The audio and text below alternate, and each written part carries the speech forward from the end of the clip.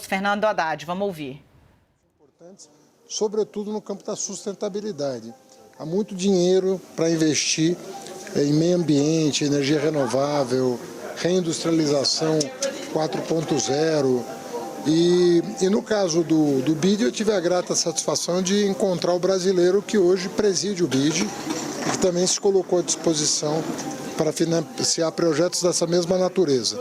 Então o BID tem uma linha de financiamento, a gente sabe que o Brasil está atrás de financiamento para produzir energia limpa, né, energia renovável, e o BID se colocou à disposição para financiar esses projetos, independentemente de serem públicos ou privados. Eles falaram em valores para esses financiamentos?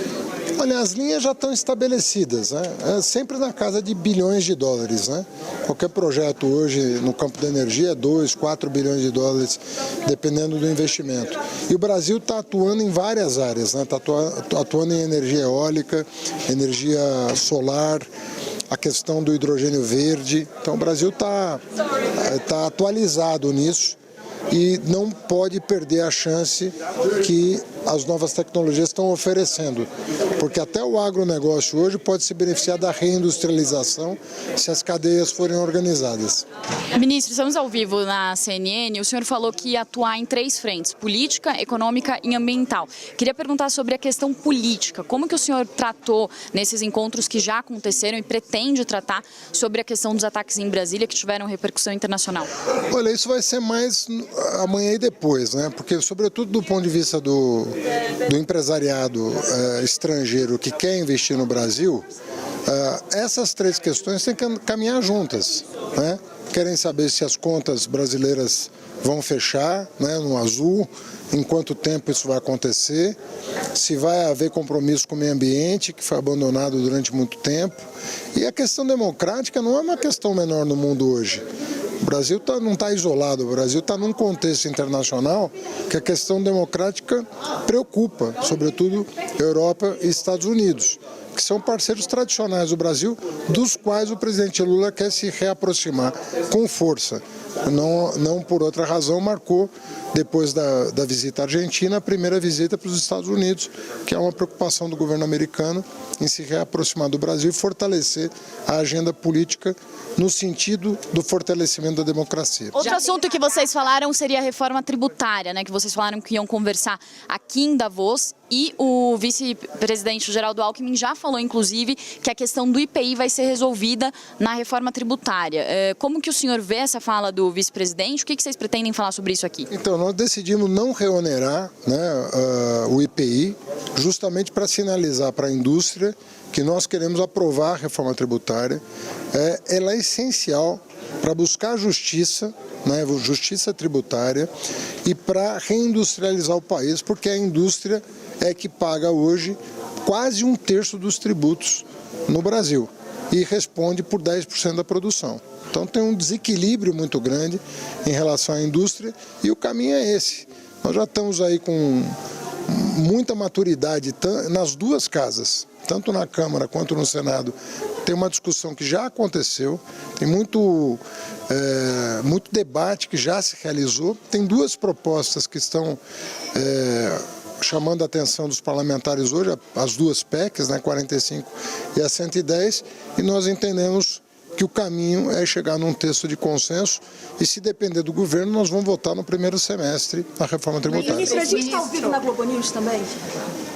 Hoje teve uma pesquisa aqui do Fórum Econômico Mundial que mostrou que 2/3 dos economistas-chefes dos setores público e privado acreditam numa recessão global agora em 2023. O senhor acha que o Brasil vai conseguir se descolar desse cenário global? Como? Olha, se o Brasil tomar as providências que precisa, a gente precisa que haja da parte dos 3 poderes uma sensibilização para isso.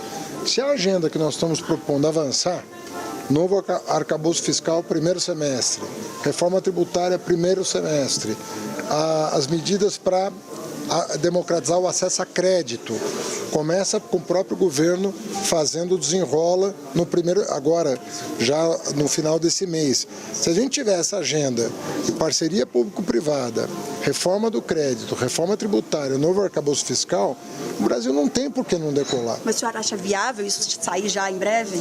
Olha, eu estava falando há pouco, né? Está muito amadurecida a discussão. A reforma das reformas é a tributária. O arcabouço fiscal não vai dar tanto trabalho com... Quem? Paulo Guedes dizia a mesma coisa. Inclusive a reforma tributária não sai há décadas, né? Que o primeiro semestre de governo sairia a reforma tributária também aqui em Davos. O que os tributaristas dizem é que o governo tinha que aproveitar a lua de mel para conseguir passar a reforma tributária, coisa que os últimos governos não fizeram. Vocês acabaram de passar uma PEC muito grande. Não digo isso nem a título de crítica.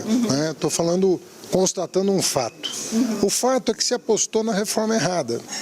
Não adianta você insistir, vou fazer a minha reforma tributária, né? Que era a CPMF, colocou lá o secretário de Receita Federal, que era um obcecado pela coisa da CPMF. A CPMF estava morta e sepultada, então você insistir numa tese que não vai encantar ninguém, você vai ficar 4, 10 anos falando e não vai ser... Essa não. Nós não estamos batendo em ferro frio. É praticamente o mesmo, né? E as dificuldades são similares. Mas a nossa reforma tributária é a reforma tributária que foi capitaneada até agora por um nome que é um secretário meu.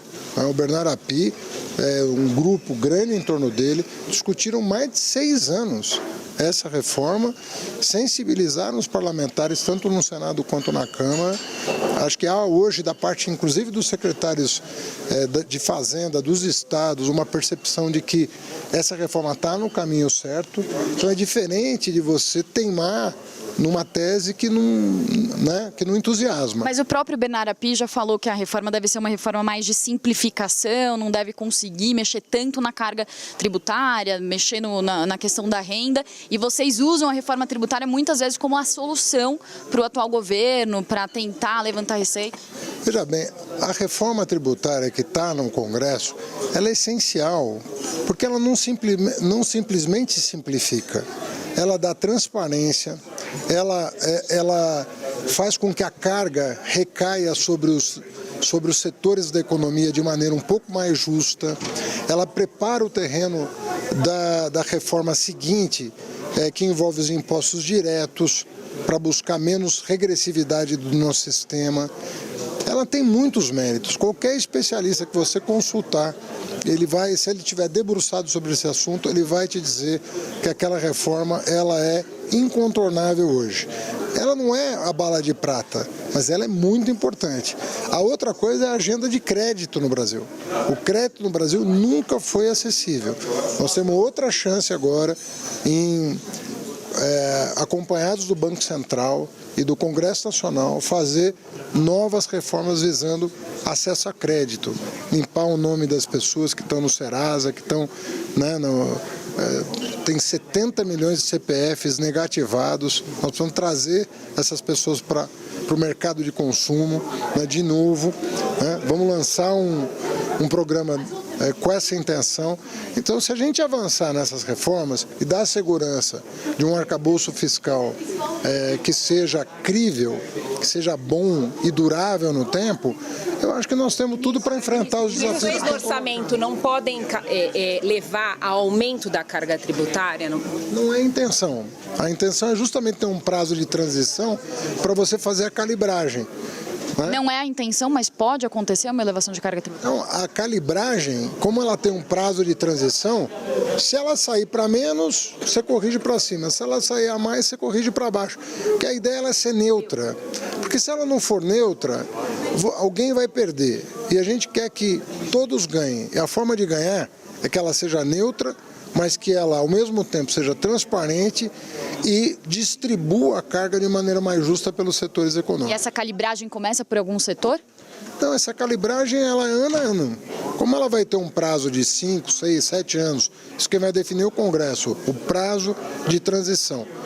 Você vai saber a carga tributária do ano anterior e corrige no seguinte, de maneira que você faz a transição, mira a neutralidade e consegue atingir com alguma facilidade.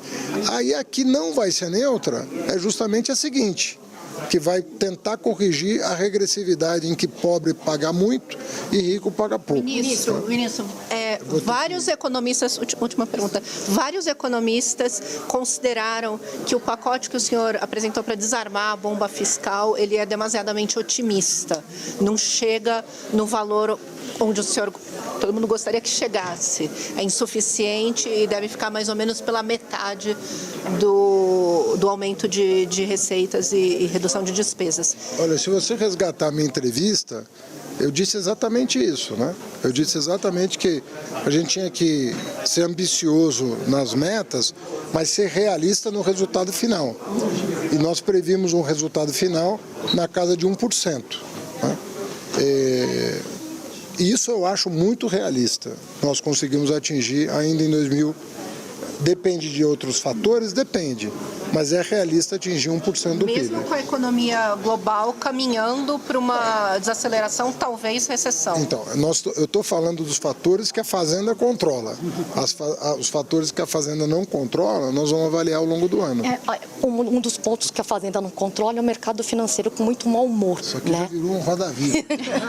Como que o senhor tem avaliado aí o sobe e desce dos mercados e como que vocês têm se aproximado da Faria Lima? Como que vocês estão se aproximando do setor privado? Como tem sido essas conversas? Eu acho que está mais comportado isso, né?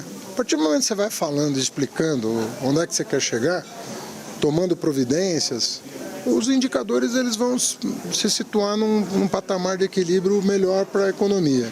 Agora, que há um cenário de instabilidade econômica mundial, que há problemas ainda de inflação no mundo que está acontecendo, juro alto nos Estados Unidos, juro ainda não tão alto na Europa, mas que pode subir, né? A questão da abertura ou não da economia chinesa, tem várias questões, preço de commodity, preço de petróleo, é muita coisa junta para você olhar. Agora, nós temos que fazer a nossa parte e não ficar esperando piorar o cenário. Você dá como dado que você vai ter que fazer o melhor para a economia voltar a crescer. A economia não cresce há 10 anos, gente. Nós estamos há 10 anos sem crescimento econômico no Brasil. Obrigado. PIB em 2023. Grande para vocês. Obrigada. Obrigada, ministro.